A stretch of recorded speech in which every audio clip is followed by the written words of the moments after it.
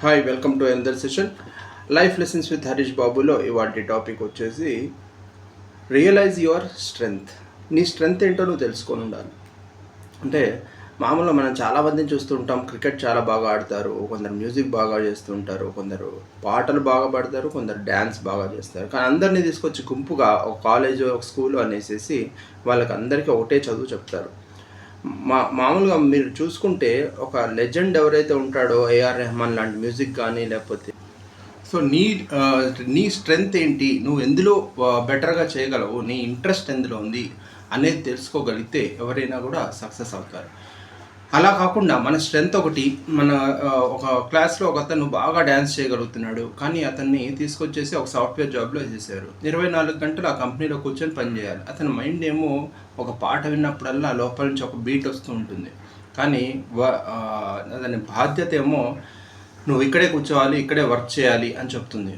ఏం చేయగలడు? ఖచ్చితంగా అతని జాబే చేయాలి. అలా ఒక మంచి సూపర్ స్టార్ అయ్యే ఒక యాక్టర్నో ఒక డ్యాన్సర్నో మనం మిస్ అవుతున్నట్టే కదా. దీనికి సంబంధించి మనం 2-3 ఎగ్జాంపుల్స్ చూద్దాం. మాధురి దీక్షిత్ ఇవాళ అయితే ఒక సూపర్ స్టార్, కానీ ఒకప్పుడు సినిమా కెరియర్ స్టార్ట్ చేసినప్పుడు ఆమెకి యాక్ట్ చేసిన ప్రతి సినిమా ఫ్లాప్ అయ్యేది. దాదాపు 10 సినిమాల పైనే ఫ్లాప్ అయినాయి. మరి ఏం చేయాలి అని ఆలోచించింది. తను డిప్రెస్ అయిపోతుంది. ఏం చేయాలని ఆలోచిస్తుంటే వాళ్ళ మదరు ఆమెను దగ్గరికి పిలిచి, నువ్వేం బాధపడకు, నీకు ఎందులో ఇంట్రెస్ట్, నువ్వు బాగా ఎందులో చేస్తావు, చిన్నప్పటి నుంచి నీకు కథక్ డ్యాన్స్ నేర్పించాను.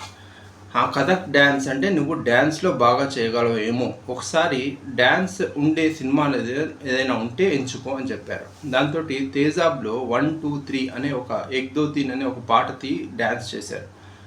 ఆ ఒక్క రియలైజేషన్, ఆమె స్ట్రెంగ్త్ ఎండ్లో ఉంది అనే రియలైజేషన్ తోటి ఆమె అప్పటి నుంచి కూడా మళ్ళీ వెనక్కి తిరిగి చూసుకోకుండా సాంగ్స్ మీద సాంగ్స్, సినిమా హిట్ మీద హిట్, సూపర్ హిట్లు పడుతూనే వచ్చాయి.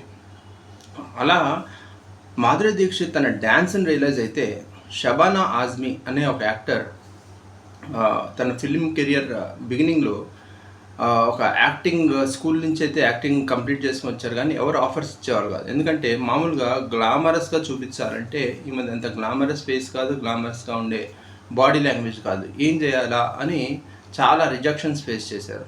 కానీ షబానా ఆజ్మీ ఒకటే డిసైడ్ అయ్యారు, మామూలుగా వేరే హీరోయిన్స్ అందరూ గ్లామర్తో కొడితే నేను పర్ఫార్మెన్స్తో కొడతాను.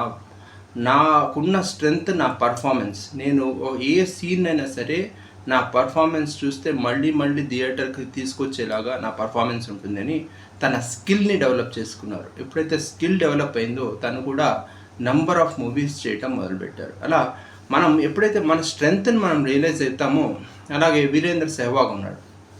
సెహ్వాగ్ అందరూ చెప్పారు, నువ్వు ఫాస్ట్గా ఆడేస్తున్నావు, దాంతో వికెట్ కోల్పోతావు, నువ్వు కొంచెం డిఫెన్స్ నేర్చుకోవాలి అన్నారు. కానీ సెహ్వాగ్ ఎంతమంది చెప్పినా, ఈవెన్ సచిన్ టెండూల్కర్ చెప్పినా కూడా తన ఓన్ స్ట్రెంగ్త్ ఏంటి అనేది చూసుకొని, స్ట్రెంగ్త్ ఏంటి సెహ్వాగ్ది అంటే ఫాస్ట్గా ఆడటం, ప్రతి బాల్ని కొట్టడమే అతని స్ట్రెంగ్త్. కాబట్టి తను ఎవరు చేయనటువంటి రికార్డ్స్, ట్రిపుల్ సెంచరీలు చేశాడు.